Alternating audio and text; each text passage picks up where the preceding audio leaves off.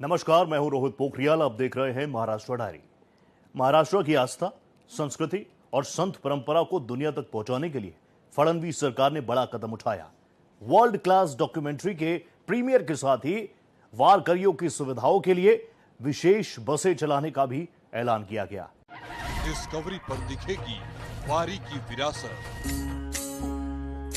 CM Devendra Fadnavis की मौजूदगी में सूचना एवं जनसंपर्क महासंचालनालय और वार्नर ब्रदर्स डिस्कवरी द्वारा निर्मित पंढरपुर वारी और संतों के पद चिन्ह डॉक्यूमेंट्री का प्रीमियर किया गया।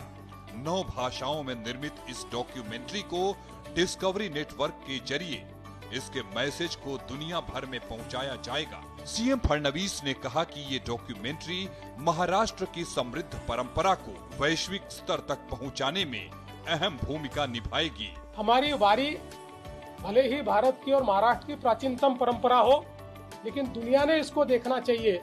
इस दृष्टि से ये डॉक्यूमेंट्री तैयार की गई है और मैं मानता हूँ कि सभी लोग इस डॉक्यूमेंट्री को देखेंगे। इस दौरान सीएम फडणवीस ने संतों की चरण पादुका का दर्शन कर वारकरी परंपरा को नमन किया। लाखों श्रद्धालुओं की यात्रा को सुरक्षित, सुगम और सुविधाजनक बनाने के लिए आषाढ़ी यात्रा के दौरान फडणवीस सरकार ने 5,500 विशेष बसें चलाने का ऐलान किया। दूर दराज से आने वाले वारिकियों को इससे बड़ी राहत मिलेगी। रेलवे फाटकों पर होने वाली दुर्घटनाओं को रोकने और यातायात व्यवस्था को आसान बनाने के लिए फडणवीस सरकार महाराष्ट्र को रेलवे फाटक मुक्त बनाने की दिशा में तेजी से काम कर रही है। सुरक्षित, तेज यातायात व्यवस्था प्राथमिकता।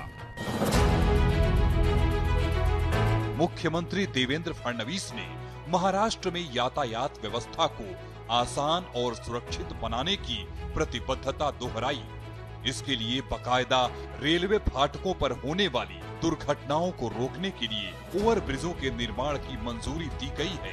अगले 3 वर्षों में महारेल द्वारा राज्य भर में 145 रेलवे ओवरब्रिजों का निर्माण पूरा किया जाएगा।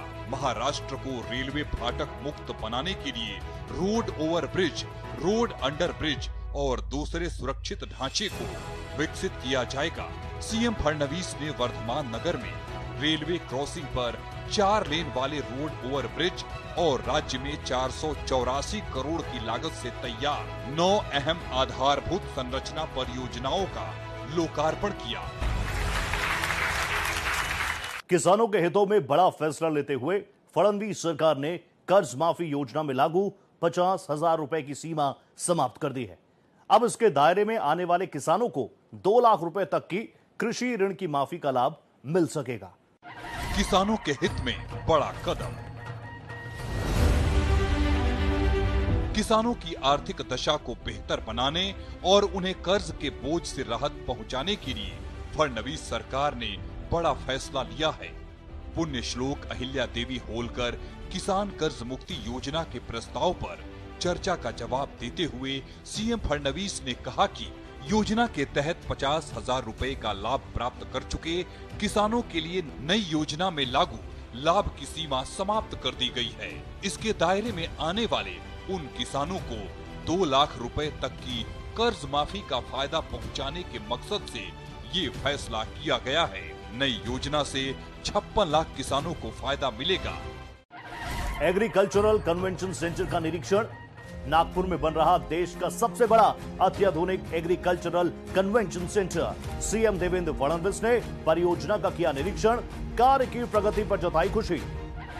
सक्षम और विकसित महाराष्ट्र का संकल्प। डिप्टी सीएम एकनाथ शिंदे ने सक्षम और विकसित महाराष्ट्र का दोहराया संकल्प। विकास, सुरक्षा और इंफ्रास्ट्रक्चर डेवलपमेंट को लेकर गिनाई प्राथमिकताएं। एमआईडीसी परियोजना की समीक्षा। डिप्टी सीएम सुनीत्रा पवार ने और एमआईडीसी परियोजना की समीक्षा की। किसानों के हितों को सर्वोच्च प्राथमिकता दिए जाने के दिए निर्देश। जमीन अधिग्रहण में किसानों के अधिकारों को सुनिश्चित करने पर जोर।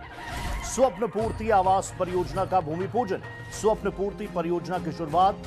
हर जरूरतमंद को मिलेगा सम्मानजनक आवास। नागपुर में 2 आवास परियोजनाओं का सीएम फडणवीस ने किया भूमि पूजन। महाराष्ट्र डायरी में आज के लिए इतना ही। बाकी की खबरों के लिए देखते रहिए भारत एक्सप्रेस।